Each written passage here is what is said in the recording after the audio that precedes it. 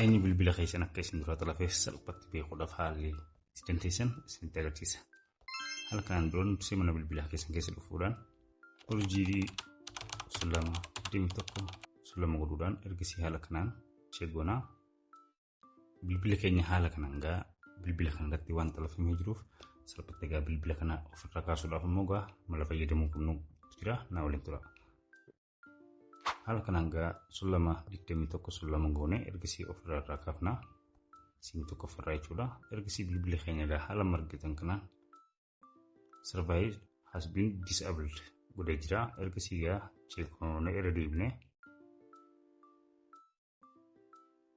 haala kanaan gordoftoota kiyyaa bilbila keenya forward ta'uu irraa bilis akka ta'e haala kanaan bilbila keessan forwardii hin qabuun jechaa jira. Kanaafuu gaa itti fayyadamaadhaa bilbila keessan jechee godhadhaa.